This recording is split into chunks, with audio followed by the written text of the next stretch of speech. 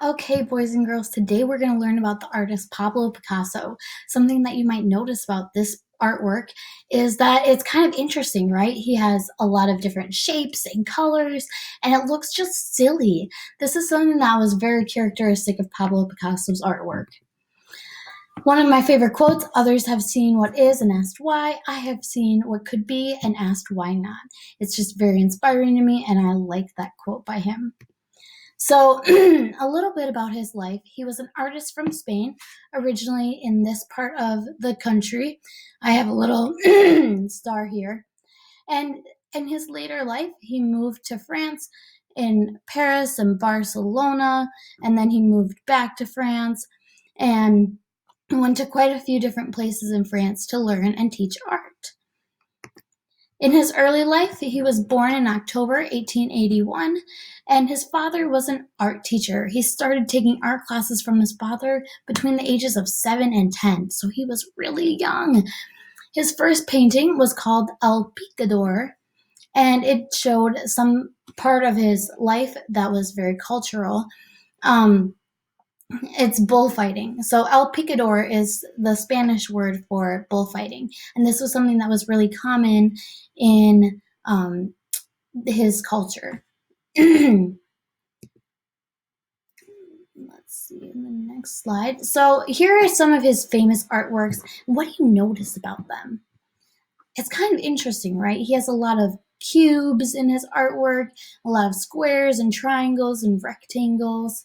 Lots of bright colors, interesting shapes, right? It doesn't look realistic, does it? What else do you notice? Maybe the fact that things don't look realistic. They look like kind of abstract. So abstract artwork, we will get to that in a little bit, but that's kind of his style. That's kind of what he focused on, was important to him. So, for example, in this picture, we see a lot of abstract qualities in the face and the eyes and the nose. Same with this one. The nose looks like it's pointing this way, but then the mouth is pointing the other direction, which we know can't happen in real life. In this one, we see a boat and a water, but the proportions are distorted, so it looks really funky. And he then used this kind of artwork to generate a new style called Cubism. Picasso and another artist named Georges Braque created this Cubist art style. This art style uses geometric shapes like squares, triangles, and circles to create his artwork, and he really liked using these shapes to paint with. Cubism is abstract. This kind of artwork, so abstract artwork, is the kind of artwork that is more about shapes and lines and colors and not about creating something that looks realistic or like representational. So, for example, in the still life, we see a lot of abstract qualities like this vase or bottle. This saw is looking kind of weird. This looks like a door maybe, but the door is underneath.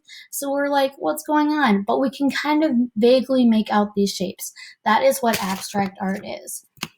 And this is his style. So can everyone say with me? Cubism is abstract. So here's another picture called The Musicians. I'm just going to point out a few things that make it look abstract. So we see this guitar, right?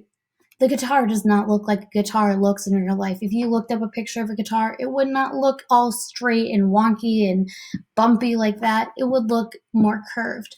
Or, for example, this guy is holding an oboe or something like that. This guy's piano keys, hand is here and one hand is here, and it's just like, that's not how you play a piano, right? So I now have a test for you guys. Since I love cows, I picked out cow pictures. I want you to tell me which painting is abstract. Number 1 is this one, and number 2 is this one. And I want you to tell me that in the comments below your picture submission. So now I want you to go over to the PowerPoint and follow the instructions to create your artwork. Happy creating!